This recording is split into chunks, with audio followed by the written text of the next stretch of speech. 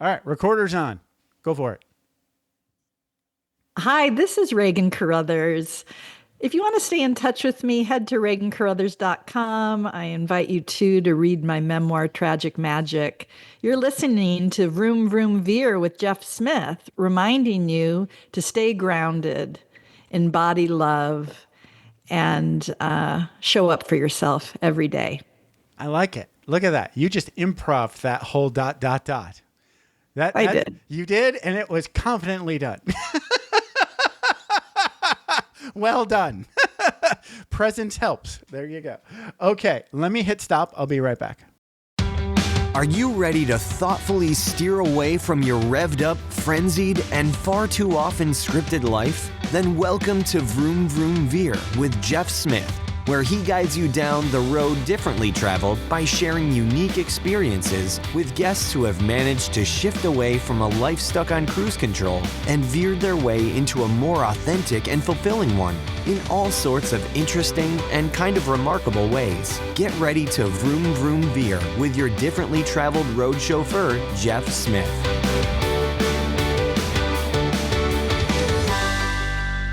Tim Packer.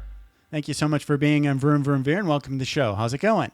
Oh, it's going great. Thank you so much for having me. I'm excited to talk today. You know, nature is fully represented. If you're not watching the video, we've got I'm on the beach and Tim's in the woods. It looks great. I love it.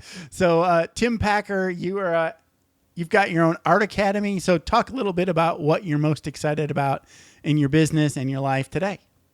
Okay, well, as far as the Art Academy goes, I'm really excited that I've come up with a new book that's called You Can Sell Your Art. And it's a step-by-step guide for artists to actually make a livable income from their work. So I've been working on that for the last year, and it's just come out now. So I'm really excited about that. Good and for I'm you. excited. That's a lot of work. It is. It is. When you think about doing a book, you think, oh, well, how much work could it be? It's a lot. It's a lot. Yeah. And then you think once you write it, it's done. Not even. Like, no, it's like writing you're gonna it write is it again. the easy part. You're going to write it again, and then you're going to edit it again. Yeah. And but I'm really excited about it. And I'm also really excited. We're having some really amazing success stories with some of my students now who are actually kind of made that transition and making a good living from their art, and lots of good things happening for them. So that's what really excites me now. I've kind of made the transition from just making a living as an artist to now I've been there, done that, lived all my dreams as an artist, and I want to help change other people's lives. And you're in happening. give back mode now, right? Exactly. I love it. So you're at timpackerartacademy.com. So everybody should stop listening and go there right now. No, I'm just kidding. And I just maybe I'll interject too, since I know I think you are or were a Green Bay fan or grew up near them, that it's Packer like Green Bay Packers. There you go. A lot of people add an extra D in there or an extra R in there. Right. But it's like Packer. It's like you're getting ready for Christmas. You're a Packer. That's it. Yeah. Strangely enough, I don't know if this is true or not, but I think the origin of Green Bay Packers, they were meat packers. They were. Yeah. They were. And so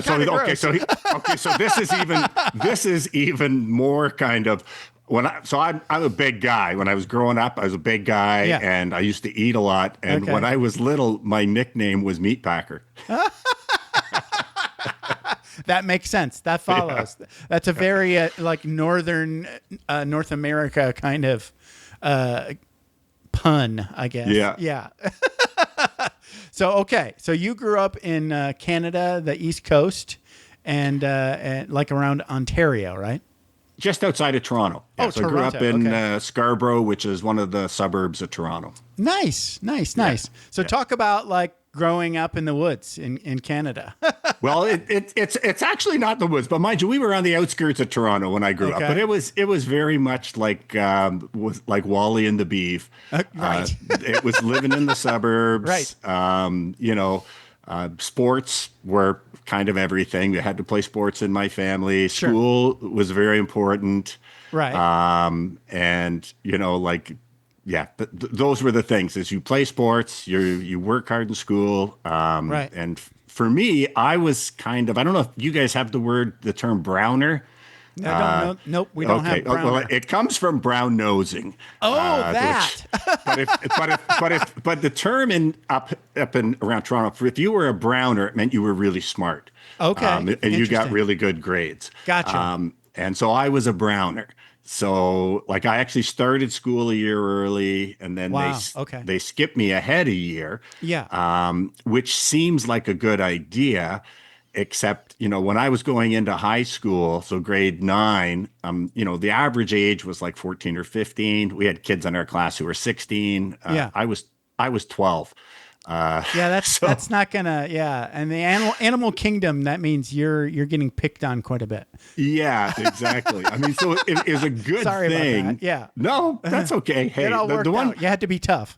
Yeah, and the one thing too, I think that it's once you've been bullied a few times, I think you realize you really don't like bullies, right? And you don't like bullying, and so it's you don't. It's true too. Like I remember I got like the worst advice when I was in elementary school from my dad. I love my dad; he's great. He just happened to give me some kind of crappy advice when it came to bullies. Yeah. When I was like very small and young in elementary school, he said, if somebody tries to pick on you, just run away. You're really fast. And that worked. I can't fault his and it worked. It was very effective, but it didn't stop the bullies from coming. No, they just worked on cardio, Yeah. My dad was the opposite. My dad was, if someone turn and fight. Yes. That's it. Exactly. Yeah, right. Yeah. And it's like, you'll just make it so that you're not an easy target and it's not worth the trouble. Yes. Right. I learned that in the end of 5th grade. I actually started punching back. Yeah. And then in 6th grade, so all of 5th grade, I had like 2 guys that were buddies, bully buddies. Yeah. Picking on me, right? So I was there, easy target. We were frenemies, right? Exactly. They were like, oh, there he is. Now we can pick on him again, right? And then, so I don't see him all summer, and I see him again, and I just decide, nobody told me to do anything. I just fought back. Yeah. And that was the end of it, And then often you end up becoming friends with those guys later. That's the weird thing. Well, especially if they've been doing it for years. There's that's kind of a bridge too far. Right? Yeah. Not me. No, I mean, I didn't hold grudge. I just let them know that this is how it was going to be. Right. Yep. And that stops them, right? Exactly. Just like, it ends. It ends. Yeah. Exactly. So it was kind of awkward, but I was like a smarty pants, and so I thought that I was going to become a veterinarian because really good in school, really good in sciences, all that, loved animals. And so that was kind of, the path that I thought I was going to be, was to be a vet. Now, I really loved art too. I loved drawing. I loved painting. I was always kind of doing it on my own as a hobby. Okay. So how young were you? When did the art bug get you? Like really young? I always kind of did it. My mom was actually like a fairly accomplished hobbyist artist. So she always had like paints and like, pencil crayons and stuff. So you were swimming in the artist culture kind of thing. Yeah, but it was not something that was pushed. I can remember my dad used to come home from work, and he coached us in baseball, and he'd come home from work and I'd be up in my bedroom drawing, and he'd come in and give me heck. It's like, what are you doing up here? Like, we got playoffs this afternoon. you should be out in the backyard with your brother throwing the ball back and forth, right? You're not doing your job, right? Yeah. And then I was good in art through like public school, and then going into high school, I remember our art teacher said that like the school that I was going to was like one of the satellite art programs, and they had like a really good commercial art program. Wow. What's now called graphic design. But he said, like, don't take that unless you're really, really good and really, really serious. This is not like a fun course. This is for people who are serious about art. Interesting. And so I didn't choose art. So I didn't take art going into grade 9. And then what's really funny is my parents got a call from a teacher who's saying, well, I just saw Tim's, electives for grade 9, and I can't believe he's not taking this. It wasn't my art teacher. It was my French teacher. Wow. Because I was good at French. But nobody was saying, wow, you should be taking art, right? Like, And then in high school, again, I did very well. The one good thing about being 12 going into grade 9 is you don't have much of a social life at high school. Right. Okay. So I was very, very focused on the academics, and I would, come home and do my homework and kind of really, really focused on school. But I was still always kind of drawing and painting. That's really what I loved to do, I guess. Yeah. And then I wasn't even interested in girls that much until like I was 14. Well, yeah, and for me, by the time I was 14 and interested in the girls in my class were going out with guys who were 17 and driving pickup trucks. Right, exactly. So you kind of missed out on there was no all high school really romance for this guy. You missed out on all of the big distractions. All of that stuff. So I was like a dream student. So that was good. But it was going into you a little bit. Yeah, you know what? Everything works out. That's it. You take from it what you can. Right.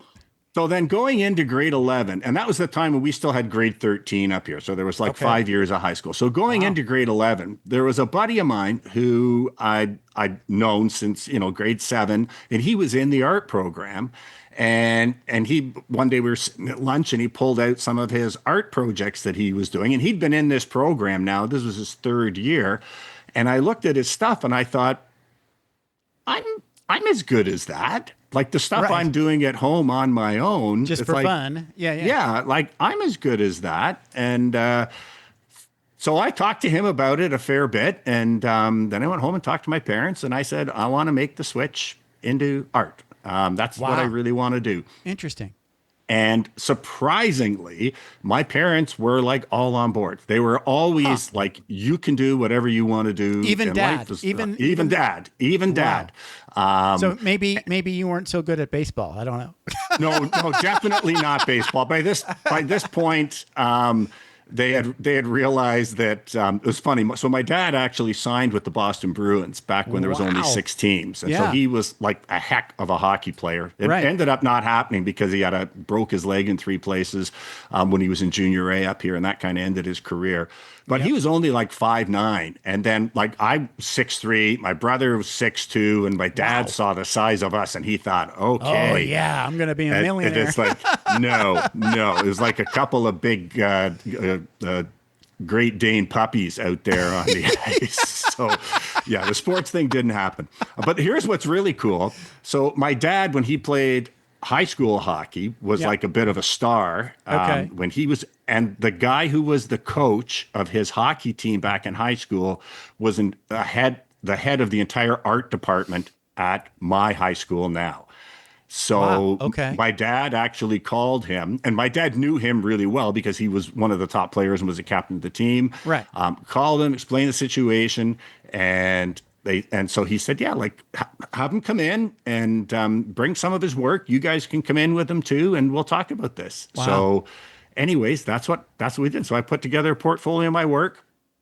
Came in. It's crazy though, because I remember this was a time back when going in to see the teacher, like, my dad wore a jacket and tie and a hat, and my mom got all dressed up, and like that was back in the 70s when going to see the teacher was a huge deal. Right. So anyways, we went in under positive circumstances. Even under positive, it's like, we got to make a good impression because, because we're going to the school. So, it's very different than, when I went to see the kids, it was with the kids' teachers. It was with a pair, wearing a pair of yoga pants and like a pullover. Right. But anyways, we went in. He looked at my work and he said, okay, well, you're a little behind, but I can see something here if you really want to do this.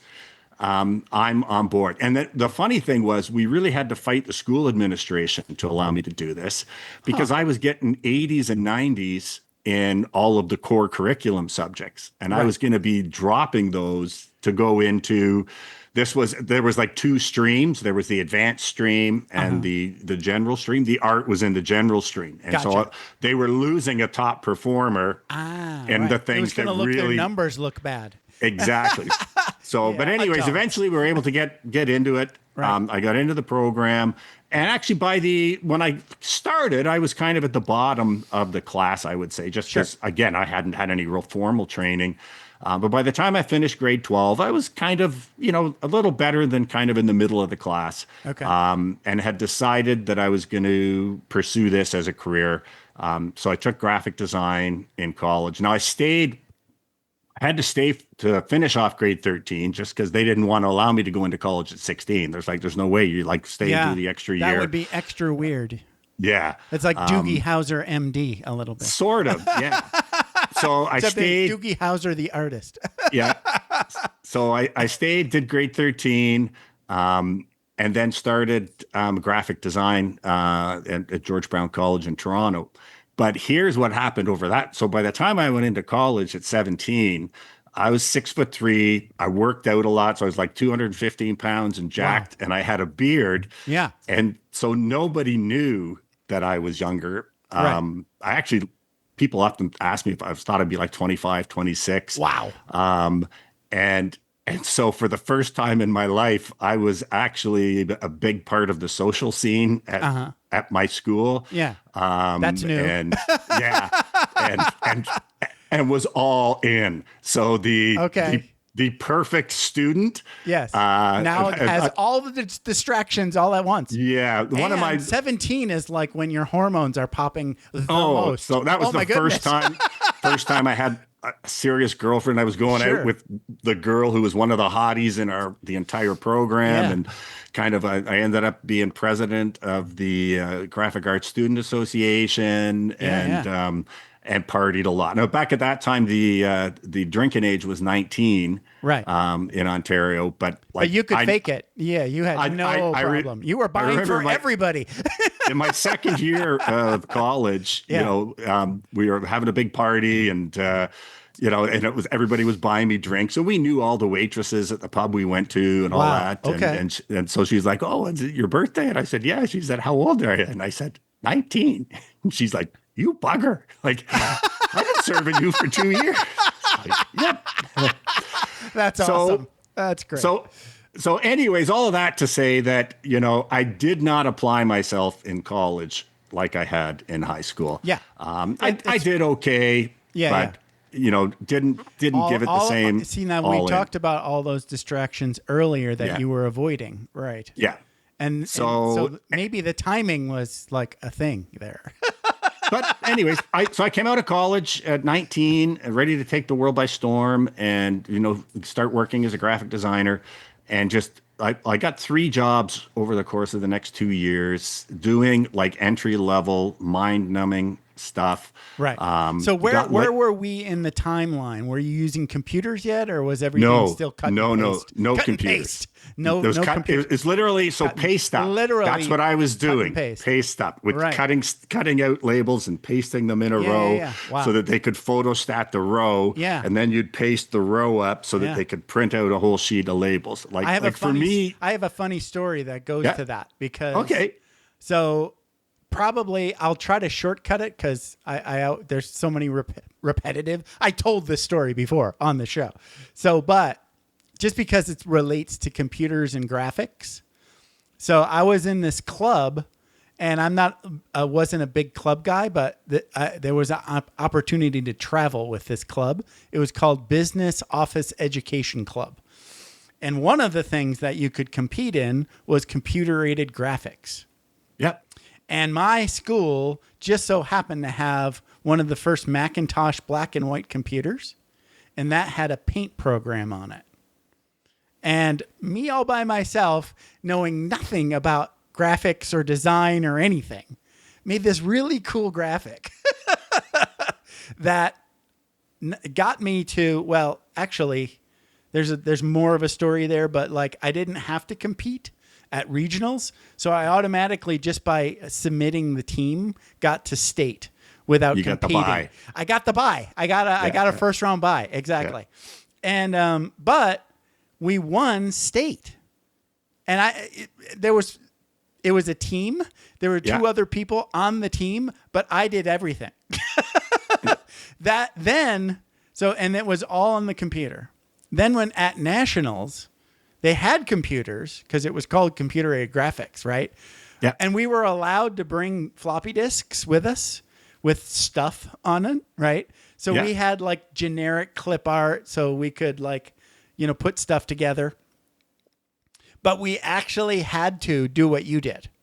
Like print out like little clip art, right? And then paste it to another piece of paper and then make a copy of that. Yeah. That was the state of the art in 1987 or 6 or whatever the hell year it was. So anyway. But so when I was in college, though, we had Letraset. I don't know. So there was no such thing. So that was actually, they were like sheets of plastic that had letters printed on the back that were kind of plasticized. Okay. So when you wanted to do type for like an ad or whatever, you had to transfer it down. You'd had the pencil line. You had to transfer it down one letter at a time, perfectly spaced. Yikes. Like it was. That's a lot of work. So that's what I was doing, which was not the dream, right? The dream was for me, I thought, like book covers, book illustrations, kind of art for movies, like where I would be drawing and painting. Because I was always even ads, pretty good at that. Right. But for me, it was more about the drawing and painting. But the whole conventional wisdom was like, you can't make a living just painting. You need to do it for a commercial purpose. Sure. So after 2 years, and I got laid off the third time within 2 years of coming out of college, and I was at my sister's housewarming party, and my uncle was there. So he was married to my mom's youngest sister, and they have a big family. So he was only about 8 or 9 years older than me, and he was a cool guy, and I'd known him since he was going out with my aunt when they were in high school, and he was a cop now. And so he talked to me and he said, so I understand you just got, laid off again. I'm like, yeah. And he said, did you ever think of joining the police force? And I was like, absolutely not. That thought had never occurred to me. Never occurred to me. Okay. And he said, I know you're pretty good, Tim. He said, I think you would do really well as a copper, and I think you would enjoy the job. And I just said, yeah, I'm not really interested. And so this was back in 1982. Wow. And so he said to me, well, just so you know, if you get hired within 3 years, you'll be making over $40,000 a year. Right. And I said, tell me more about this policing. Because at that time, like people in my class who actually had amazing jobs as designers were making $18,000, $20,000 a year, like 40 grand. That was a grown man's wage to support a family. And I'm like 20 years old at this point. Yeah. Back then, like when you heard 40, that sounded like a lot. So anyways, he talked to me all night, and he, like I said, he knew me really well, and he knew my temperament well. And he just said, like, I think you would do, and he said, the fact that you haven't been growing up dreaming of this is a good thing. He's like, those are kind of the last guys we want on the job who have been, kind dreaming of being a cop. I'm going to be in charge and nobody's going to pick on, I'm going to be, you don't want those. They've got all the wrong ideas about what copping is. Exactly. So anyways, by the end of the night, he had me convinced. So that weekend, I went and got my haircut. I went down, put it in an application. And I thought, well, we'll wait and see what happens. Yeah. And then it was, so up here, again, it's different wherever you go, but being a police officer back then, and even still now, is a very, very sought after position. It's like I say, it very well paid, very well respected, very well trained. And so there's like a lot of competition whenever the police force is hiring. You might get like 2,000 or 3,000 applicants for like 100 positions that are opening up. Right. So it's like a long process. So you go, first of all, you put in the application, they do all the background checks, and then you have to do the physical test. They interview your neighbors, they interview your teachers. It's kind of very extensive. And so all this was taking time. And as it was getting close to the end of the year, so this was in 1982, we were in the middle of the recession here of the early 80s, and a bunch of my friends from art college were all moving out to Calgary because things were booming out in the oil patch. So, and there was a ton of jobs in everything, but also in art and graphic design. And so a bunch of them were moving out right after New Year's. They were all going out there. And I said, well, okay, well, I'll wait and see. If I get hired before then, I'm staying. If I don't get hired, I'm coming. Okay. Right. I got sworn in on December 29th of 1982. So that I just thought, I'm totally willing to put this into the hands of fate. Yeah. And so I got hired in the police force. I worked at a division for a couple months, just answering phones and doing kind of odd jobs, waiting for the next class. So do you have to go to like an academy? Is that? Yeah. What they do is back at that time too, it's so crazy, right? Because they had to spend their budget. So it's like, as soon as someone retired, they'd hire someone, but they didn't have a full class of people. There'd only be maybe 3 classes a year going to the Ontario Police College. Sure. So you would just work at one of the police stations, basically as a civilian, right? Answering the phones and maybe taking reports or whatever. Right. And then in February, I went to the police college. And that's when I learned. Police college, nice. Yeah, it's actually the Ontario Police College. I like it. And that was like 15 weeks of training there. And I realized my uncle was right. I really, really liked it. And whereas in art, I was, maybe about the 60th or 70th percentile of any class that I was in. Okay. I graduated police college with a 98.9 average. Wow. I had the highest mark of anybody that went through that year to 2,000 students. Okay. And then also I'm a big guy, right? Yeah. Big, muscular, and I'm very kind of easygoing and calm, very good with people. And I realized this is the thing that I have all of the natural aptitude exactly. for. You intimidate physically without doing anything. Exactly. and so I really loved it for the first couple years. It was great.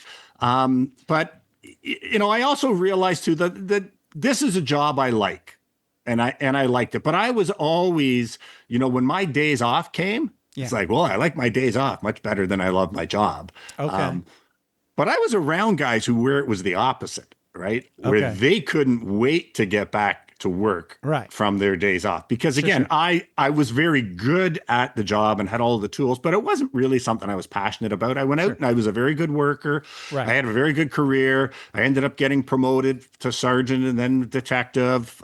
But it was still always like, given the choice, I'd rather have 2 weeks off than go to work. Right. Sure. And in my and so gradually too, what started to happen is I started to get back into drawing and painting a little more. And then for the first time, I guess I was in my 30s, probably about 36, 37 was the first time I ever kind of was exposed to the whole idea of the growth mindset.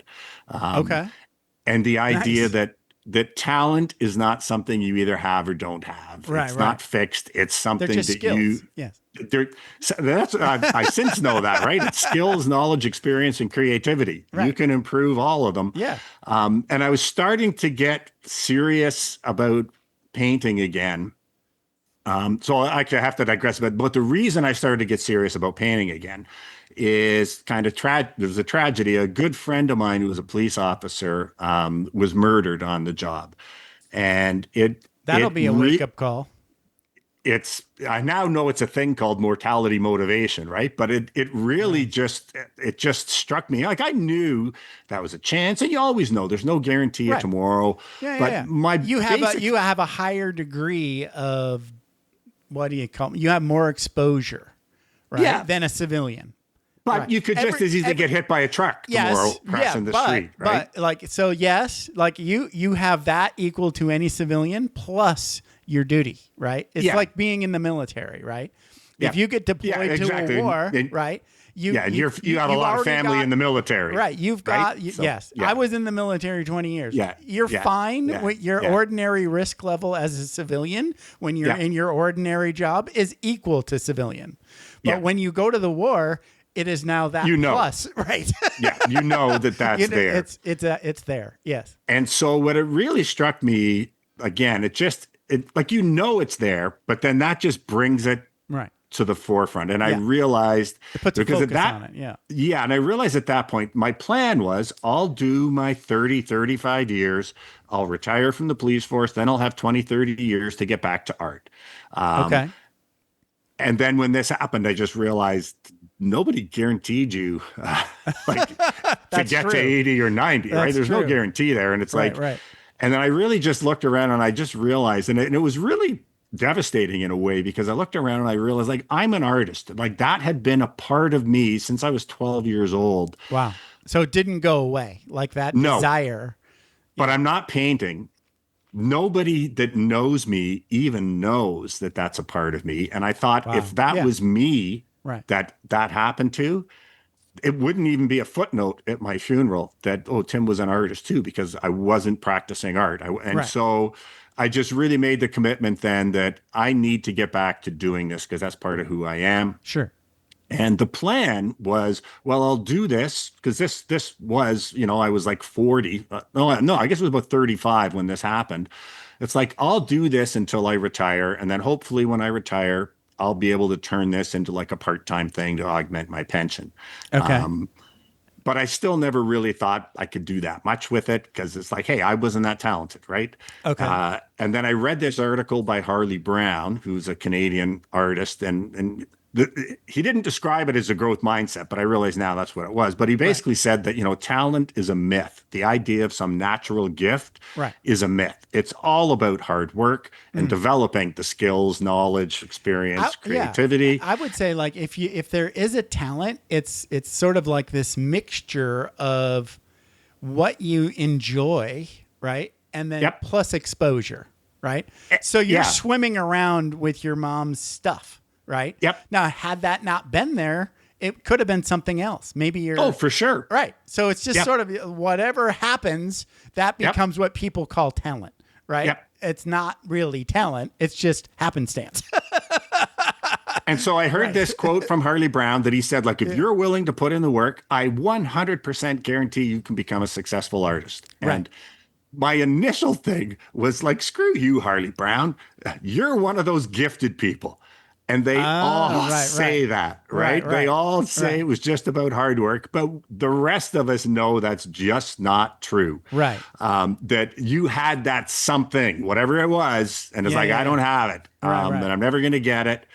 And then there was just like a little voice in the back of my head that said, what if he's right? And here's the funny thing. I'd grown up my entire life with my parents saying, if you want something, you can do it as long as you're willing to do the work. That's nice. Yeah. But then when it came to art and things didn't work out, I thought, oh, maybe it's not, right? Right. And there's so many people that still think that when it comes to the creative stuff, that there's some magic that you get kind of dust you get dropped on you. And if you don't have it, you don't do it. But anyways, I decided, okay, well, I still don't really believe them, but I thought I'm going to live my life for a year as though I do believe them.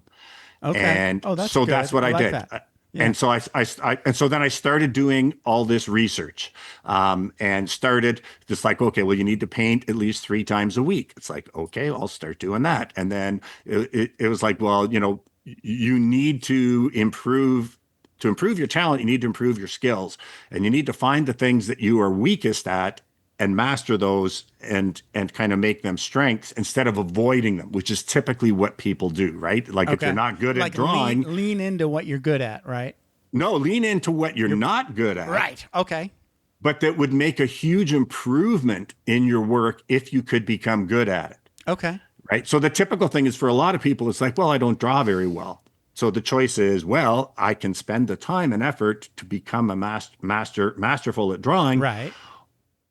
Or I'll just paint abstracts because drawing's not important, right? Like, right. Well, the odds of that, right? The odds of that person being a magnificent abstract painter are very, very slim, and it's like one tiny little pencil line of the whole gamut of what's possible in terms of creating art. Right. And if you're going to continually make those decisions, right, about just avoiding things that you're not naturally good at, right, pretty soon you get narrowed down into, well, this is the only place you have to operate. Right. And guess what? It's full of all the other people who have made those same decisions. Yeah.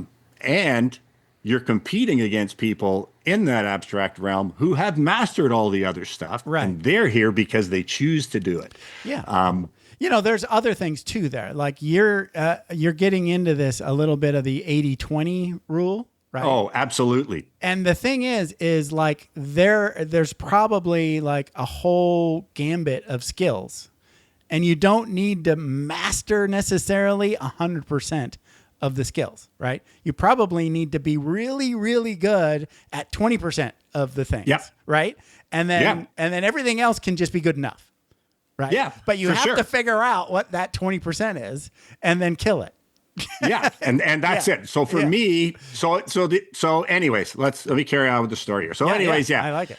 So one of the things I was reading too, so it's like, okay, I want to get back into art, but what should I paint? And so everything I read, it said you should paint what you love. Well, I had two young boys who were like 4 and 6 years old. And it's like, well, I don't love anything more than my boys. So I just started painting pictures of my boys and portraits of my boys. And then a funny thing happened. I actually got into some juried shows. I won some awards. Wow. And then I started getting people asking me to do commission portraits of their family members, friends, kids, whatever.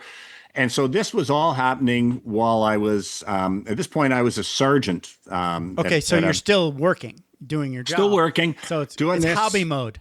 Doing this, but starting to make some money at it and doing it as a side hustle. And then also there was we did every year, the Toronto Maple Leafs had a charity golf tournament every year in conjunction with the Toronto Police Force. Okay. And where they'd have like the celebrity hockey players come out and you'd pay your $1,000 for your foursome, but you'd have one of the hockey players play with you as you'd have a fivesome. And I was starting to get known around the police station as being into art and doing this stuff. So I was asked to do some artwork for the tournament as like prizes. So I ended up, the first year they asked me to do a caricature of a bunch of the players and on a golf course. So I did that, and it was like a full sheet watercolor. And they actually sold it for $500 at the auction. Wow. And they did like prints of it to give out to corporate sponsors. And so the next year they asked me again. And I said, well, let me do something that's more like, remember the sports prints were really big back then? Sure. The limited edition prints of the different athletes and the kind of montage of players. Okay. So I did that. More naturalistic than a caricature. Yeah. So I did that for the tournament. That ended up selling for $3,000 at the auction, and they did limited edition prints to raise more money. They did 100 limited edition prints of that they sold. And then over the course of the next couple of years, I did these every year until finally, I think the last one I did sold for like $4,000. That's amazing, because and so now you are selling art.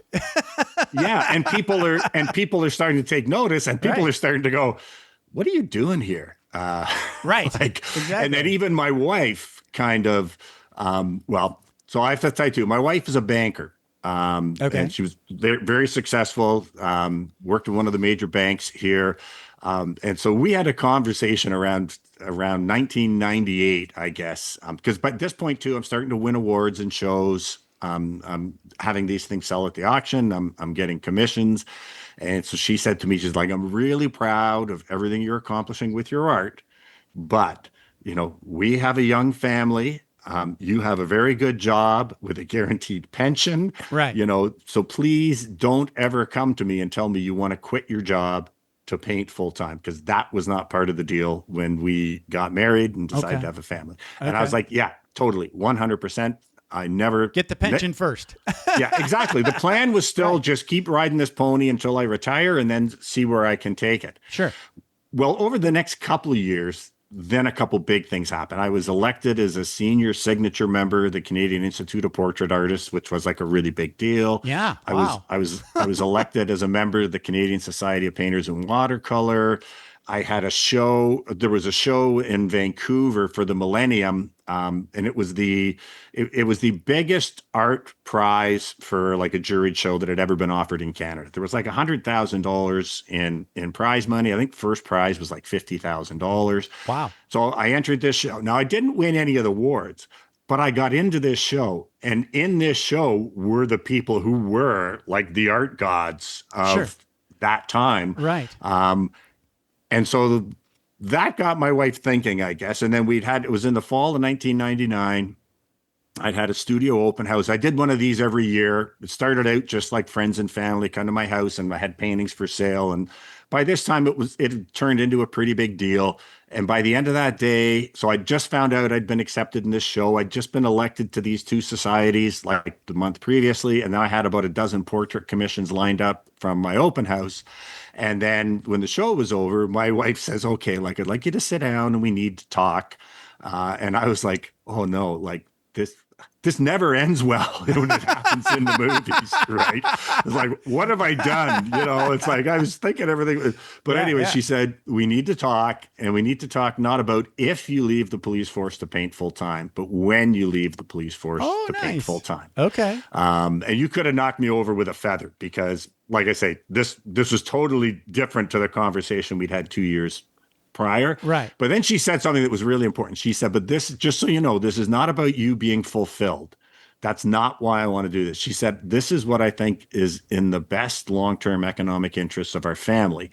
Wow. And she said, with what you've accomplished in like the last 5 years, and she said, I think it actually might be in our best interest economically for you to pursue the art career full time. And so she said, cow. So and she said, that's coming from a banker. She must have, she was backing it up with a spreadsheet. Well, and I'd also just, that same fall as well, I had done 2 portraits for one of the VPs of the bank of their kids. Okay. And she was also saying to Diane, he should not be on the police force. Like he should be doing this. Yeah. So there was a lot of stuff. And I'm a big believer in prove the concept first, right? Yeah. So, but anyways, that was the conversation. And then she said to me, I'm willing to support this as long as you promise me now, if it ever becomes clear that this is not in our best financial interest, you'll put on a suit and get a job. And at this point, I was a detective in the commercial crime unit. So I was investigating frauds that were over $2 million. Right. I had the month-long computer crime course from the RCMP College in Ottawa. Like I had a lot of valuable skills that were in hot demand in the corporate sector. Okay, gotcha. So you could go put a suit on and get a job. Exactly. So my partner that I was working with, anyways, the timing was great. We decided when I went home for Christmas vacation at the end of 1999, I was not coming back. I think my actual resignation date was January 4th, but like I started the new millennium as a full-time artist. But like I say, I knew the fallback was there because my partner, who was actually younger than me, she also resigned at the same time as I did, but she did that to head up security for Coca-Cola Canada. So like we were losing 5 or 6 people a year, detectives that were being poached from the private sector. Yeah, it kind of makes sense. Like, okay, I knew that. Yeah, we weren't going to starve. And my wife, again, we did all the math. Like, even if this was a total kind of nothing, we weren't going to lose our house. We were just going to have to kind of, work a little bit harder. Right. Yeah, lower our lifestyle a little bit, maybe not as many or any vacations or whatever. Right. So anyways, I left the police force. And it's nice that you've got somebody running numbers for you. Yeah. And I also think one of the reasons for my success is this was not unconditional support. No, this was not, no. You go do you, honey, and I'll look after all this. It's like, you need to figure out a way to make a good living at this. Right. And that was always there in the back of my mind. And I think it was one of the big things that led to my ultimate success. Sure. So anyways, I leave. Now I'm a full-time portrait painter. Things are great. That's got to be like a big deal, though, because you're used to working, a lot of hours on top of all this other stuff. Yeah, that transition has got to be a little weird. Well, not only that, it's people ask me, 18 years in the police force, what's the scariest situation you ever found yourself in? It's like quitting my job and cashing in my pension to be an artist. Yeah, nothing I did is ever scary. Yeah. I've never shot anybody. I've come close a few times. I faced down guys with knives, with guns, with all kinds of weapons. Right. Nothing was as scary. I'd wake up in a cold sweat, thinking, oh my God, what have I done? Right. And then it got worse because what had happened initially, like I said, remember, I wanted to paint what I loved. I'll paint my kids and I'll paint them the way I want to paint them. And then when I started getting commissions, it was more through friends. And they were like, well, like however you want to do. I would go and do the photo shoot. Well, of course, as you get more and more along as a portrait painter, you're painting other people's people the way they want you to paint them. Right. You're not painting paintings where you'd go, oh, this is a painting that I would just love to paint. Right. It's like, and pretty soon it became paintings that I didn't really want to paint. Right. Paintings that it's a little bit like that job that you didn't like. Exactly. Right. So now it's like, oh my God, I've left a job I really, really liked with all kinds of security. And now I've put myself into this situation where I'm doing a job I hate. I actually hated going into the studio and painting because it wasn't what I wanted to paint. Sure. And so now that's a sinking feeling right there. Yeah. That sucks. Cause you thought huge dilemma. Yeah. You're like, what the hell did I do? Yes. I've heard this so many times on this show where you jump off the ledge thinking one thing is going to happen and it turns out not so great. Yeah. So, you're not alone. I know. And here's the great thing too, though, because I've been elected to the Canadian Watercolor Society. I went away on a symposium with them right after I was elected and got to meet a number of the people. And it was mostly older people. There wasn't very many people my age that got elected. Right. And when I was away, I got to meet a number of people that were on the board. And they really encouraged me to, volunteer for one of the committees, and then eventually had me agree to come on the board and stand for a position on the board. And so at this time when I was having this huge dilemma, I'd been on the board for about 2 years. The funny thing is when I came on the board, I'm wondering, why do they want me? I'm just some dumb copper. I don't know anything about art, and this is our national organization. It's one of the oldest art organizations. I realized in hindsight that it was because I was big and strong and I could lift stuff. Because we were putting on a lot of shows every year. Okay. And so work gets shipped. It's got to be uncrated, and then it's got to be, hung, about right? Like and it's logistics. Look at this guy. He can lift a lot of stuff. And he's young. Yeah. So it ended up that was one of the best decisions I ever made in my life, was actually coming onto the board. So I was on the board for 10 years. I actually served as president for 2 years. That's and huge. I got to rub shoulders with people who were where I wanted to be. Right. And I got so many, there was so many like nuggets of a particular conversation that was a turning point that made a huge impact. Right. And so one of these was around that. So I'd been mentioned to a number of artists, friends, whatever, this whole dilemma. And I kind of thought the solution, well, I guess I've made my bed. I just have to lie in it. Right. Until I figure out something better, I'll keep doing this, but I know I don't like it. That's about all. But I thought, well, I'll just keep doing it. Right. That's my choice. So I thought I'll paint portraits to make money. I was really starting to be intrigued by painting landscapes, but my landscapes were nowhere near as good as my portraits, and sold for about 20% of what my portraits did.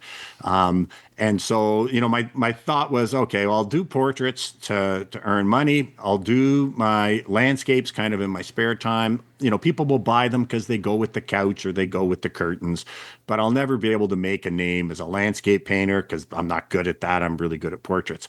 And a number of artists had said, well, that kind of makes sense. You've got a young family. You've already made the leap once of leaving something that you could make a living at. You don't want to make a hobby of this. And then I said the same thing to Neville Clark, who was, at that time, he was the president and I was the vice president, probably the person I respected most. And he was probably about 5 years ahead of me on the Neville Clark. career Now path. that sounds like an artist name right there. It is, yeah. Tim Packer, I love you. It just doesn't sound like a no. I sound like I should be working in a meat processing plant, right? So, but anyways, I said this to Neville, and we used to drive back and forth to the board meetings because he lived I was living in Whitby at this time, which is like about an hour outside of Toronto, and our meetings were in Toronto, and he lived a little closer, and so I'd pick him up and drive in, and I'd pick his brains, and we'd talk about art, and Sure. But we were coming home from a meeting, and I said this to him. Well, I've just resigned myself to the fact, I guess, I'll just have to paint portraits, to make a living. I'll never be good as a landscape painter. And there was like dead silence. And, I'm driving and it got uncomfortable. It was almost like you could feel the temperature drop in the van. And I look over and he is looking at me with this look of absolute disgust on his face. Uh-huh. And he says to me, Tim, I'm freaking disgusted with you. And I'm like, what? Like, I thought everybody else that I'd said this to, they were like, yeah, well, that makes sense. That's the responsible thing to do. But you weren't talking to an artist. Well, no, even when I was talking to other artists, Interesting. They said that too. And he said to me, Tim, I had such a huge degree of respect for you as an artist and your integrity. I can't believe those words came out of your mouth. And he said, like, first of all, how many years have you been honing your craft as a portrait painter? And it's like 7 or 8, I guess, by this point. Yeah. And how much time have you put into painting landscapes?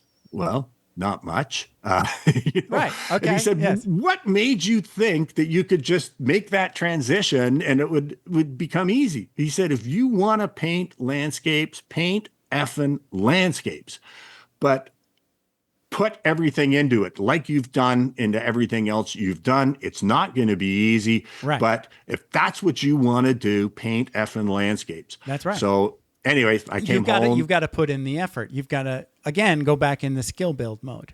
Yep. Right. So that was the kick in the pants I needed. So anyways, I came home and I told Diane about the conversation and I said, I'm painting landscapes. Of course, she's like, oh, no, you're not. Right. We have a deal partner. Yeah. So she said, you still have a requirement to bring in money here. So we came up with a compromise that I would spend 50% of the time painting portraits. Sure. And the other 50% of the time actually working on developing the skills, spending time in process mode, whatever, figuring out landscapes. Right. And so I did that for about another 3 years, I guess, where I was painting portraits as a job, but spending 50% of the time kind of playing in whatever I was going to be when I kind of grew up as an artist. Right. And then, I don't know, do you want to hear another life-changing conversation? I do. Okay. We've got 10 more minutes. Okay. So this was exactly I want to learn how you developed the academy idea, because like that to me is what really sets you apart, because most people still these days think, yeah, you can do art, but you probably can't make a living at it, right? But you're coming out saying, no, you can. Yeah. Okay. So let me get on with that. So I'd often thought, so when I'll make this really quick. Sure. Back in like 2015, I had a show at a gallery in Toronto that was like the movie version of a show, right? Waiters walking around with wine. There was a lineup waiting to come in. Yeah.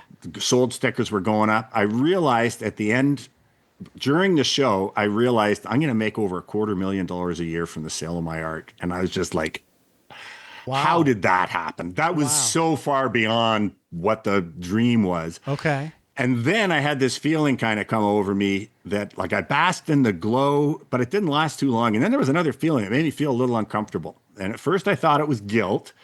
And then I realized, no, it's not guilt, it's responsibility. I thought, I'm not special. I was not the kid who was the genius with the brush in his hand at 7 years of age. I was the kid that was in the middle of all my classes. I was the kid that, when I didn't take art, it was the French teacher that called my parents and said he should be taking this subject. Nobody thought that I was going to be great as an artist. Okay. And yet I know how I got here, and I know I'm not special, and I know it's not about some gift.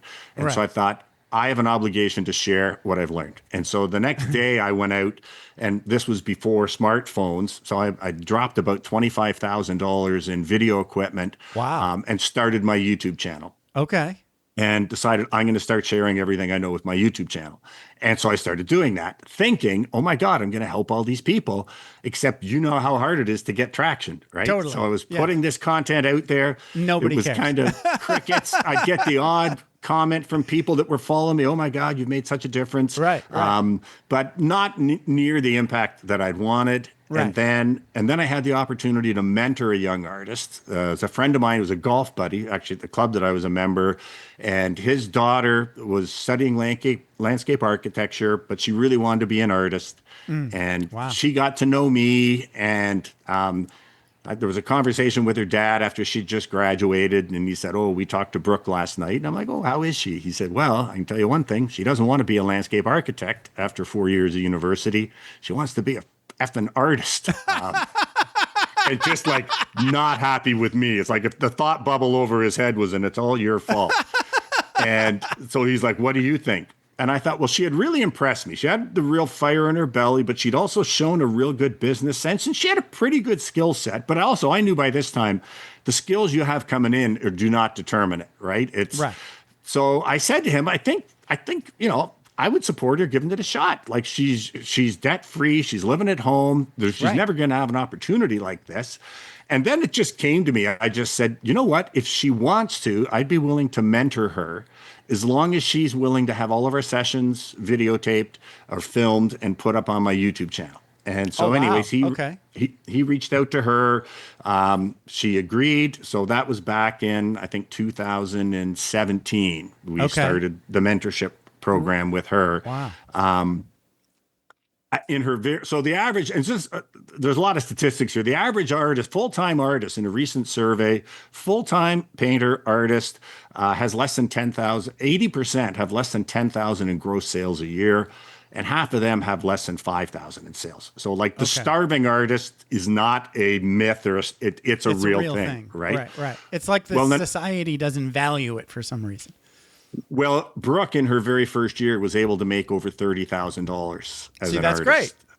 Now she's like an internet superstar. Her name's Brooke Cormier. Just for people out there, Google that. Okay. I was away a link to the show notes. Yeah, I was once away at a convention somewhere talking with someone and telling my story, and they were like, "Oh, what's the name of this artist?" And I told them, and this young girl lost her shit. Right? She's like, "Oh my God, you know Brooke Cormier?" He's like, "No, I mentored Brooke Cormier. Like she's got over 1 million followers. Wow. She's living in Vienna now. She's selling her work all over the world. Within 3 years, her work was going for more money than mine." And so I just realized, okay, I know this stuff works. Yeah. So again, just continuing to put out the YouTube stuff, but it was a passion project on the side, right? Kind of whatever I could devote to it part-time. But my main thing was still just creating my art and making my money off that and off my prints. Right. And then in 2019, I almost died twice.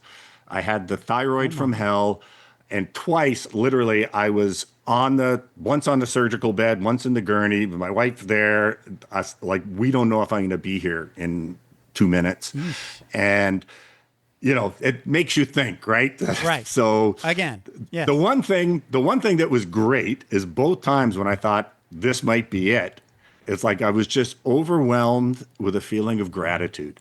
It's kind of like, if this is it, if whatever's up there, thank you. Right. Thank you. Yes, this has been so far beyond what I ever thought I was going to get out of life, and everything else. It was just like an overwhelming feeling of gratitude. And there was really no regrets. That was the one thing that is kind of like, yeah, I did it. I lived my life, and it's kind of, I'm not done yet, but if this is it, I got more kicks at the happiness can than most people will ever get. So thank you. Yeah. But then after I started thinking, so I ended up both times recovering, and then I was sick for a while. But while I was going through, we were not sure if I was going to be okay or not. I remember thinking, okay, there is one regret. It's just, I just realized how wonderful that feeling is at the end, knowing you might die in 2 minutes and feeling thank you. And knowing that most people are not going to experience that. People are going to be thinking, I wish I'd done this. I wish I'd done that, whatever. Right. And I knew that there are so many people out there who were like me when I was on the police force. They're artists, but they're not painting, or they're at least not pursuing their dream. Right. And it's like, I know how to get there. They're working I know to pay what the they bills. can do. They're not working to. And so I had like an epiphany, which was, these moments where you kind of make a deal with the universe or whatever. Yeah. And it was like, if I get through this and I get healthy again, I'm going to shift my focus from just cranking out more paintings and making lots of money to full-time teaching. And that's going to be my profession. Right. And then I started, again, I'm a browner, right? I like to research. And so again, I just started researching all this stuff. Right. And this was perfect too, because this was right before COVID.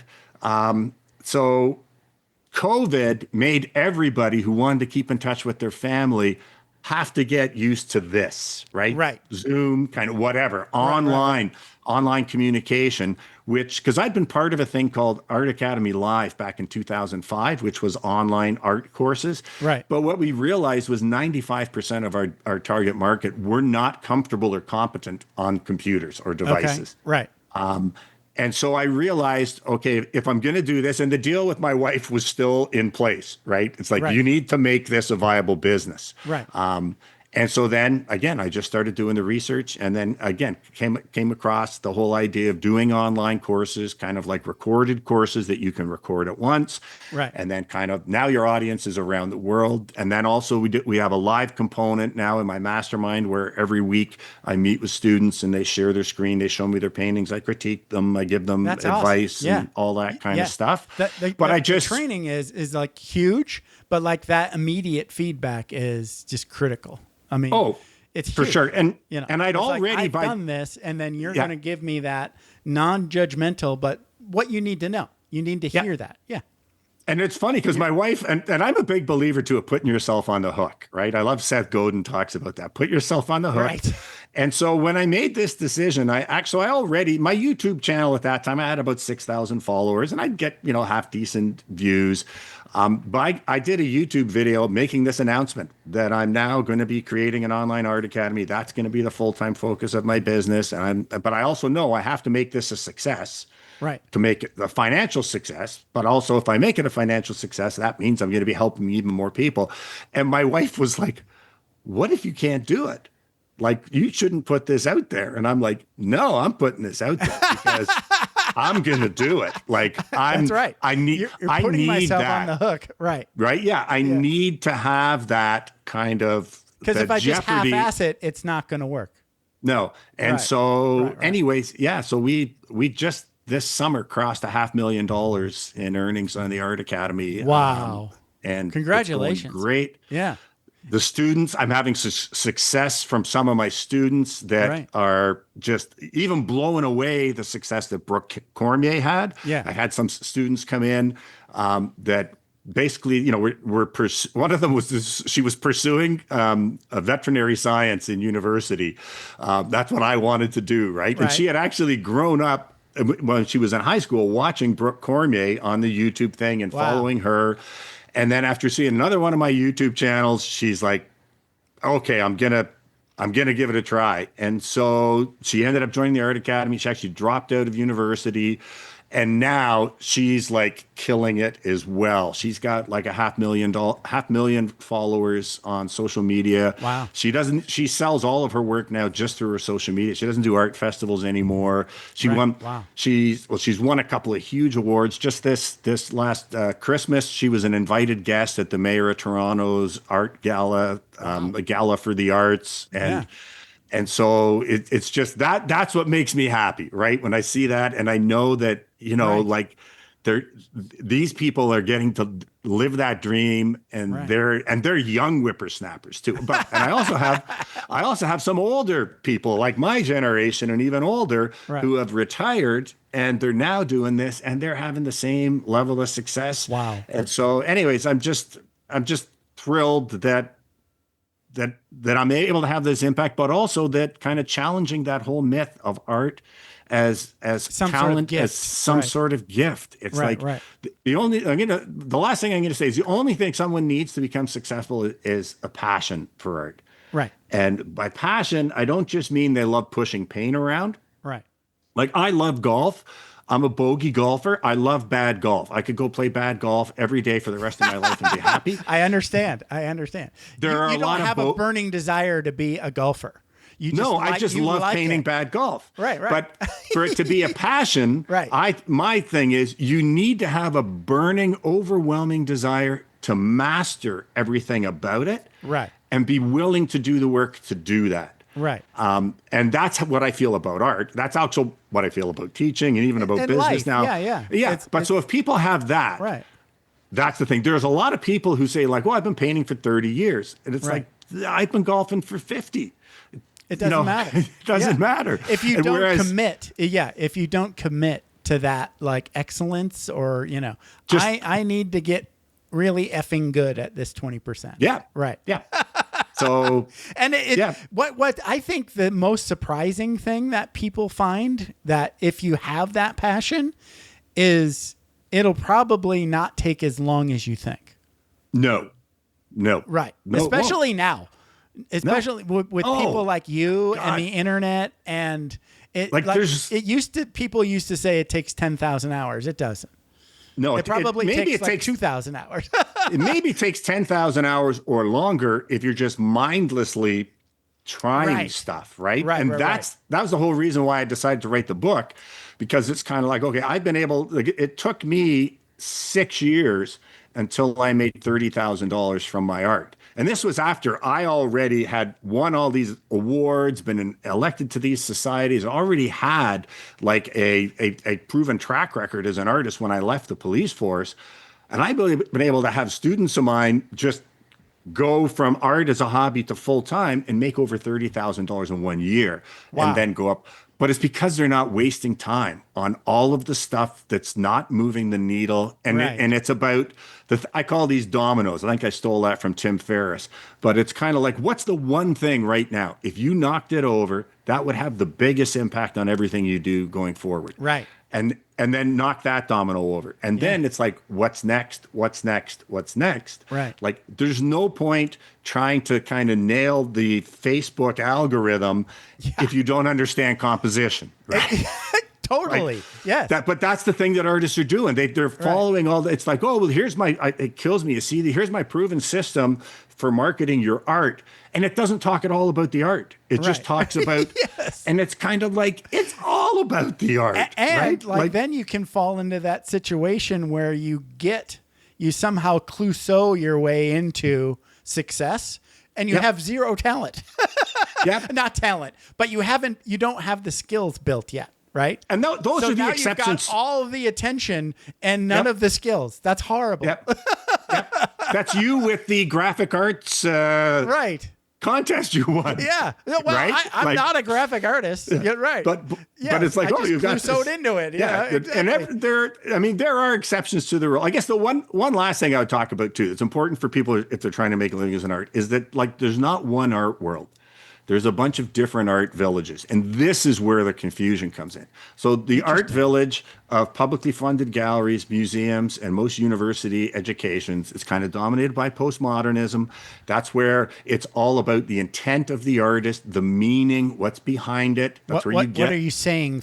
What does the artist mean? And they actually poo-poo skill, expertise, craft, beauty. That's why you get things like the meat dress, right? Like 3 blank canvases, or the prize that won the Tate art competition. It was just an empty room with the light switch flicking on and off, right? Right. So that's like that high village. Concept stuff. Exactly, but nothing about art or painting or drawing. Right. No skill. Okay. But then there's the village of commercial sales, and in that village, artists get paid through grants, or big public corporations kind of hire them to put an installation in or whatever. Yeah. But then there's the world of commercial sales, where it's people actually buying art to hang in their homes or to hang in their office. Usually that's pretty much it, right? Maybe corporations too, because I've had a couple of big clients to that. But in that world, everything that's been valued since the Enlightenment is still valued. Things like skill, like expertise, like knowledge, like craft, like beauty, like storytelling. Like Leonard and the problem Venice. is Leonard of Venice. I mean, you go and look at his stuff. It's like, he was working to because this is what his patron wanted. This guy wants a machine. I'll go build a machine. Right. But the problem is, so people, they get the two conflated, first of all. Plus, you get people going to university who want to do what I do. They want to create, they want to spend their time before an easel painting work where they love the process, they love the work, and enough of the public loves the work, but where they've been motivated by all of the greats kind of from the Renaissance kind of forward. But they go to university and it tells them, oh, no, that's not art. I get people telling me, oh, what you do is not art. It's like, well, I don't know who made you the authority on what we can call art. I'm pretty sure throughout human history, art meant what I do up until the 1950s. But anyways, they get confused between the two, or what they start doing is they try to combine the two. And there's zero overlap between these two villages. Interesting. So you get people, artists with they want to show a little bit of skill, because it's like, well, I want to paint, I want to draw, so they show, but it's like I need to inject some deeper meaning into this, right? Because that's what's really important, right. So they create work that shows a little bit of skill, that has some deeper meaning, and crickets. Nobody's interested in their work. It's because neither village values this. It's Wow. one or the other. Wow. So if you want to make a living as an artist in the village where I live, which is actually people buying your work, whether it's through commercial galleries, which is a very different thing than public galleries. These are galleries that make their money through people buying art, right? To hang in their homes. Sure. Or through art festivals, or through selling directly to consumers. Then you need to focus on that village, and all of the skills, all of the concepts, all of the creativity, all of that becomes important. Meaning is it's nice. It's like, you'll get this. Remember when we used to get albums and then there was the album notes? Yeah. So it's like, if it was a shitty album, there's no album notes that could make that good. Right? Right. But on Hotel California, when you read the story of them being in Joshua Tree National Park and the eagle flying overhead when they were all high on peyote or whatever, right? Well, that can make a great album even more enjoyable. Right. But it's got to be a great album first. And it's the same with art in this village. There's no amount of meaning or anything else that can bootstrap a painting up. Right. If it's a painting that people go, oh my God, I love it. If there's some deeper meaning, then that might kind of enhance people's enjoyment, right. But it's not necessary. Right. And I can tell you, in 25 years of doing this and selling a ton of work, I've only ever had like 2 people ask me, like, what's the meaning of the sun in your work? And I'm like, well, here's the thing. I'm a happy guy. I paint happy paintings. There's not a lot of angst in me. I just go out and look for scenes in the natural world. And I'm particularly drawn to like the forests of Northern Ontario and Quebec. But I just look for beautiful scenes with dramatic light conditions with a great composition. And then I just try to convey that in paint. That's it. And I used to worry that maybe that's not enough. Right? Oh, maybe that's not what enough. Art school tells you. I mean, I took literally one class in art, and it was exactly what you were talking about. Really, what art's about is, what does it mean? What is the artist trying to convey? And you're like, oh, do they really ever mean anything? Or maybe they don't know. So here's what cured me of that. Yeah. I had a show up at a gallery a number of years ago, and it was in cottage country, and it was right next to like a high-end resort, like a couple's resort. Yeah. And so at the opening of the show, it was busy and it did well. And I met this young couple, and they were really intrigued with my work, and they bought like one small piece. And then I came up when the show was over 2 weeks later, because to help move the works back into the regular part of the gallery. Another artist was getting the solo show. And the owner of the gallery said to me, I have to tell you a story. You're going to love this. She said, remember that young couple that you spoke to? And I said, oh, yeah. She said, well, after like you left on the weekend, but they were here for 2 weeks. And every day the husband came in here and stood because it was in the rotunda. So it was a big round room. So surrounded by my art. Wow. And she said every day he came in here for like a half an hour, and he just stood here kind of looking at the work, going from piece to piece, like every day. And so they came in on the last day to pick up the piece that they had bought. And the gallery owner asked the wife, she's like, oh, I noticed your husband was in here like every day. Like, what's up with that? And so I get choked up when I say this, so forgive me. But anyways, so the wife told her, well, he just got back from Afghanistan. He's a soldier. He's been experiencing extreme PTSD. Wow. And he told her, he said, when he walked in that day in the opening of my show and was surrounded by my art, he said, that's the first time since he got home that he really felt peace. And then every day he came into the gallery to just kind of be surrounded by my work. Because again, I'm a happy, joyful guy, and I create work that kind of does that. And so it's kind of like, now it's like, is that enough?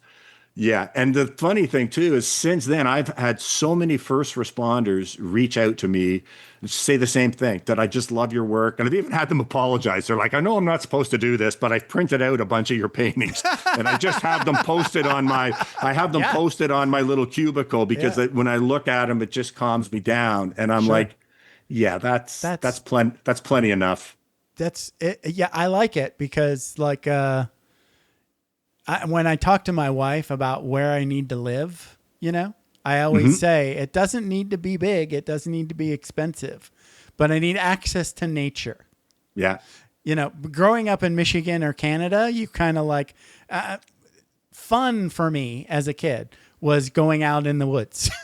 Yeah, me too. Right. Me too. So it's no surprise, my subject matter. I grew up in the backfield behind our house and in the forest, just like, gone at 9 o'clock in the morning on summer vacation and home at 6 o'clock for supper. There's something that God did when he made nature that connects to you, you know, and that's what's coming through your art, right? That you don't need to know anything about it.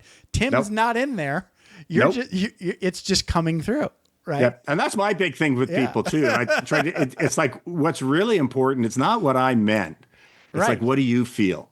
Exactly. That's what a true artist always says that. But that's the difference between those two villages. Right. In the other village, the critics and the curators will tell you what the artist meant, and that's somehow important. Right. In my village, it's only important what the viewer feels. That's it. Exactly. That's the village I prefer anyway. Me too. Tim, this has been a blast. So you said something about Brooke and then a name. Cormier. So spell Cormier for us. Yeah. So she's just at Brooke Cormier. So it's BROOKE. Right. CORMIER. Okay. So you just check her out on Instagram. Yes. You'll be now I can away. listen to that again on the recording and write it down and put it in the show notes. Yeah. Because there was good stuff in there. All right. Yeah. So Tim Packer, artacademy.com. Did I get that right? Yeah. So it's timpackerartacademy.com. Right. And if they go there on the front page, they can get 5 free chapters of my upcoming book. And that's going to be called You Can Sell Your Art. So it's called You Can Sell Your Art. Right. A step-by-step guide for creating a livable income from your art. And there's lots of evidence that suggests that's true. It is.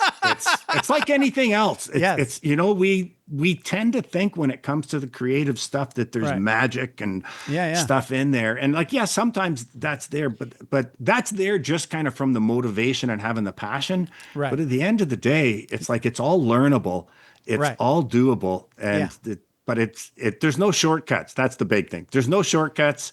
There's no quick fixes or tricks. It's kind of just showing up. Being creative is like a thing. It doesn't necessarily. Maybe these people aren't going to be painting or drawing or whatever, but that doesn't mean they're not creative. Like you applied creativity to business, right? For sure. Yeah. Yeah. And it's creativity everything. is everything. Yeah. Right. But for some people, it's not. And that's okay too. Sure. We need our accountants and our no, seriously. Yeah, of course. I have people tell me like, you know what? I don't have a creative bone in my body and I don't really care about art. And I'm like, that's fine. Like we need everybody. Not for everybody. It takes a village, as they say. That's it. Yeah. There you go. Yeah. All right, Tim. This has been a blast. Let's stop the show. You have a good one. Okay. All right. You too. Hang out. It was a pleasure. Hang out for a sec, and I'll tell you when your show's going to go live.